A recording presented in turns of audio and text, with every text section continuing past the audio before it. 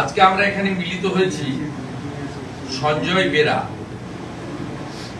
সঞ্জয় বেরা, বয়স 42, পুরুষোত্তমনগর, ডেবরা। এই কাছেই, এখান থেকে 2-4-5 কিলোমিটারের মধ্যেই তার বাড়ি। ভারতীয় জনতা পার্টির একনিষ্ঠ কার্যকর্তা। তার জেঠতো দাদা আছেন এবং তার পুত্র ক্লাস 7-এ পড়ে, তিনি আছেন। ওনার স্ত্রী কলকাতাতে হাইকোর্টে অপেক্ষা করছেন। রাজ্য সরকার এখনো পর্যন্ত উত্তর দিতে পারেনি। আমরা পোস্টমর্টম পশ্চিমবঙ্গ সরকার অর্থাৎ মমতা ব্যানার্জির নিয়ন্ত্রণাধীন কোন হসপিটালে করতে তার পরিবার অস্বীকার করেছে। নিরপেক্ষ জায়গায় পোস্টমর্টম করার দাবি করেছে এবং ম্যাজিস্ট্রেট, পরিবারের লোক ভিডিওগ্রাফির মাধ্যমে। এবং আপনারা সবাই ইতিমধ্যে শুনেছেন, সোশ্যাল মিডিয়াতেও আমি পোস্ট করেছি, আমাদের জেলা সভাপতি বা তার পরিবারের পক্ষ থেকেও আপনাদের কাছে অভিযোগ করা হয়েছে যে 4 তারিখে নির্বাচন ফলাফল যদি ঘোষণা হয়, সেদিন রাত্রিবেলা তার ছেলের মুখ থেকে শুনবেন, ও মামার বাড়িতে ছিল, ও মার কাছ থেকে শুনেছে যে বাড়িতে খাওয়ার জন্য রাত্রে কিছু রান্না টান্না করছিল, বলছিল ডিম ভাজছিল। সেখান থেকে তাকে পুলিশ ডেকে নিয়ে যায়। কারণ এবারে নির্বাচন তো পশ্চিমবঙ্গে তৃণমূল করেনি, পুলিশ করেছে। পুলিশ সেদিন জয়ের আনন্দে বিভোর ছিল, ডেবরা থানার পুলিশ। তারা কেশপুরে ছাপ্পা মেরে, যিনি এনামুলের কাছ থেকে ঘড়ি নিয়েছেন, আইফোন নিয়েছেন, টাকা নিয়েছেন, সেই দীপক অধিকারী বাবু ছাপ্পা মেরে তাকে জিতিয়েছেন। একা কেশপুর থেকে 1,30,000 লিড।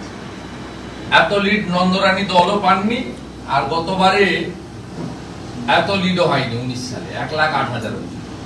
সব রেকর্ড ভেঙে গেছে। তাই জয়ের আনন্দে ডেবরা থানার পুলিশ, যারা বালি থেকে টাকা তোলে, যাদের কাজ হচ্ছে টাকা তোলো আর তৃণমূল করো, আর রাত্রে সারা রাত্রি ধরে ঝাড়খণ্ড থেকে আসা গরুকে এখান থেকে হাঁটিয়ে হাঁটিয়ে পার করিয়ে ভাইপোর ডায়মন্ড হারবারে পাঠায়, যাতে নৌকো করে সব বাংলাদেশে পাচার করা যায়। সেই পুলিশ তাকে তুলে নিয়ে এসে ব্যাপকভাবে মারধর করে, অসুস্থ হয়ে পড়ে, প্রেসিডেন্সি জেলে নিয়ে যায়। সেখানকার হসপিটালে হাতের বাইরে চলে যায়, পিজিতে ভর্তি করে এবং পিজি হসপিটালে মারা যায়। এটা কাস্টোডিয়াল ডেথ। সুপ্রিম কোর্টের যা নর্মস রয়েছে, সেই নর্মসে কাস্টোডিয়াল ডেথ হলে তার পানিশমেন্ট কাস্টোডিতে যারা রেখেছেন তাদের ঘাড়ে যায়। আমরা প্রথমত তার পরিবারের পাশে আছি এবং ভারতীয় জনতা পার্টির একদম একনিষ্ঠ, পরিচিত, মিছিল মিটিং এ থাকা, বুথে কাজ করা কার্যকর্তা সঞ্জয় বেরা এবং অবসরপ্রাপ্ত সামরিক কর্মী, যিনি তার নিজের জীবনের একটা বড় সময়, যৌবনকাল, দেশ মাতৃকার জন্য ব্যয় করেছেন। তাকে আজকে পশ্চিমবাংলায় এই পরিণতির সামনে পড়তে হয়েছে। এই রাজ্যে গণতন্ত্র, সংবিধান, অধিকার সবই কেড়ে নিয়েছে, হরণ করে নিয়েছে তৃণমূল কংগ্রেস। তারা যদি ভাবে যে 45% ভোট পেয়ে 39% ভোট পাওয়া পার্টিকে এইভাবে শেষ করে দেব, তাহলে তারা ভুল করবেন। আমরাও বিচার ব্যবস্থার প্রতি আস্থা রেখে গণতান্ত্রিক ভাবে আমাদের আন্দোলনকে তীব্র থেকে তীব্র করব, পরিবারের পাশে থাকব। আমরা সবাই ওয়েট করছি হাইকোর্টের সিদ্ধান্তের উপরে। মহামান্য হাইকোর্ট তার পরিবারকে যে সিদ্ধান্ত দেবেন আমরা মেনে নেব।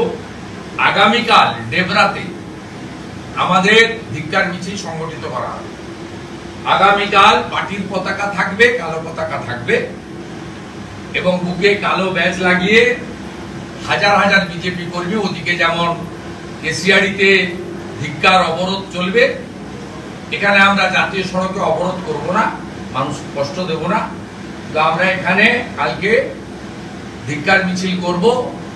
তন্ময় দাস, জেলার সাংগঠনিক জেলার সভাপতি, এবং ডেবরা বিধানসভার কনভেনার, কো-কনভেনার, মন্ডল প্রেসিডেন্টরা, তারা সবাই উদ্যোগ নিয়ে এই কয়েক ঘন্টার নোটিশে তারা মানুষকে, শুধু বিজেপির মানুষ নয়, সমস্ত গণতন্ত্র প্রেমী মানুষকে এই হিংসার যারা বিরোধিতা করেন, এই খুনের যারা নিন্দা করেন, তারা কালকে সবাই পথে নামবেন এবং কোর্টের রায় হয়ে যাওয়ার পরে, ময়না তদন্ত হয়ে যাওয়ার পরে দোষী পুলিশদের বিরুদ্ধে যদি মমতা ব্যানার্জি সরকার ব্যবস্থা গ্রহণ না করে, তাদেরকে যদি গ্রেফতার না করে, চাকরি থেকে ডিসমিস না করে, পানিশমেন্ট না হয়, আমরা ভবিষ্যতে এই পরিবার যে উচ্চ আদালতে আইনি লড়াই করবে, তার জন্য উকিল বাবু দেওয়া থেকে শুরু করে মামলার সমূহ যা যা মদত করা দরকার সেটা ভারতীয় জনতা পার্টি করবে।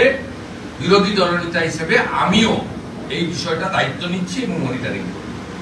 সাথে সাথে এই পরিবারের সঙ্গে ভারতীয় জনতা পার্টি আছে। পরিবারকে আর্থিক ক্ষতিপূরণ দেওয়া থেকে শুরু করে এই পরিবারের সমস্ত দায় দায়িত্ব আমরা ভারতীয় জনতা পার্টি নেব এবং পরিবারের পাশে থাকব। আপনাদের মাধ্যমে যারা ভাতার জন্য, যারা অন্য কিছু প্রলোভনে পড়ে তৃণমূল কংগ্রেসকে ভোট দিয়েছেন, বিশেষ করে মুসলমানরা দল বেঁধে ভোট দিয়েছেন, তাদেরকে বলবো কাদেরকে আপনারা ভোট দিয়ে জিতিয়েছেন। আপনারা দেখুন, একজন অবসরপ্রাপ্ত সামরিক কর্মী, 42 বছরের যুবক, তাকে তৃণমূল ক্যাডারদের হাতে নয়, আমাদের ট্যাক্সের পয়সায় বেতন পাওয়া রক্ষকই আজ ভক্ষক, তাদের হাতে এইভাবে নৃশংসভাবে খুন হতে হলো। Custodial death. সঞ্জয় বেরার নামে বিগত দিনে কোনো অভিযোগ, কোনো একটাও কেস, তার কোনো রেকর্ড নেই। কারণ একজন এক্স সার্ভিসম্যান, তার জীবনের 15 থেকে 20 বছর দেশের জন্য তিনি দিয়ে এসেছেন। তাই এইরকম একজন ট্রু রাষ্ট্রবাদী, তাকে যেভাবে সরকারি ট্যাক্স, জনগণের ট্যাক্সের পয়সায় বেতন পাওয়া পুলিশ খুন করলো, এই লজ্জা রাখার জায়গা নেই, নিন্দা জানানোর ভাষা নেই। এবং এই ঘটনার মধ্য দিয়ে প্রমাণ হলো এবারের পশ্চিমবঙ্গের নির্বাচন পুলিশ এবং আইপ্যাকের মিলিত শক্তি জনগণের প্রকৃত অধিকার কেড়ে নিয়ে পিছনের দরজা দিয়ে তৃণমূল কংগ্রেসকে আমাদের থেকে কয়েকটা সিট বেশি হয়তো পাইয়ে দিয়েছে এবং পার্সেন্টেজে 3-4% বেশি ভোট পাইয়ে দিয়েছে। আমরা ভারতীয় জনতা পার্টি রাস্তায় থাকবো, আইনি লড়াইতে থাকবো, পরিবারের সঙ্গে থাকবো, এইটুকু বলার জন্যই আপনাদের কাছে এসেছিলাম।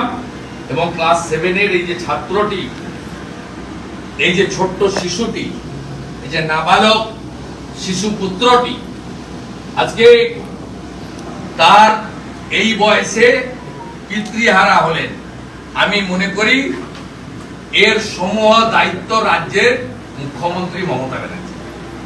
এই ছোট্ট বাচ্চাটির, তার 42 বছরের পিতৃদেবকে কেড়ে নিল কারা?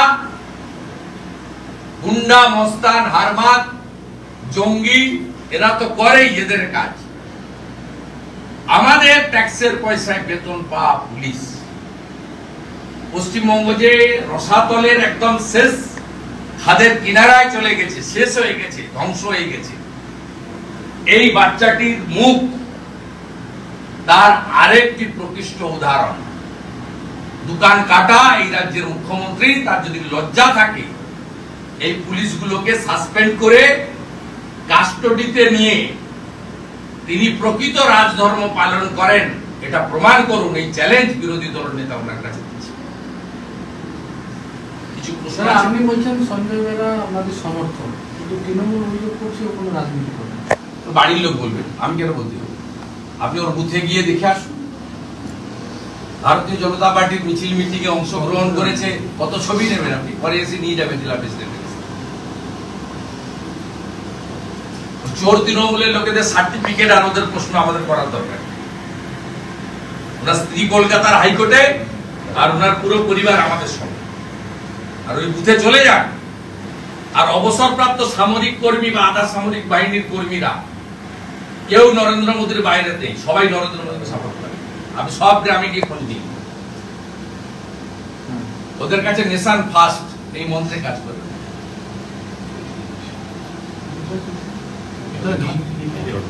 ঘাটাল এলাকায় একাধিক বিজেপি কর্মীকে চাপ দেওয়া হচ্ছে টাকার জন্য, মানে ইলেকশনের পরে তোমার অভিযোগ আসছে। চা দোকান পুড়িয়েছে তো ঘাটালে, বড়দা চৌকনে 2টো চা দোকান পুড়িয়েছে। তৃণমূল মানেই অগ্নিসংযোগ, খুন। হ্যালো,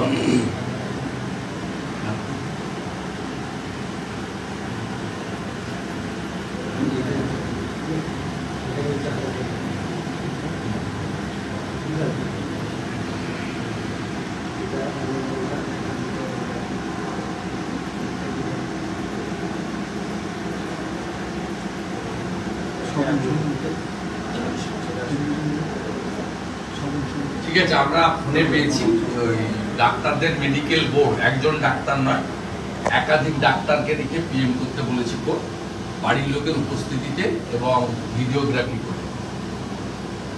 ঠিক আছে, কোর্টের রায়কে আমি স্বাগত জানাচ্ছি, তার পরিবারও স্বাগত জানাবেন এবং 26 তারিখে আবার মামলা রেখেছে।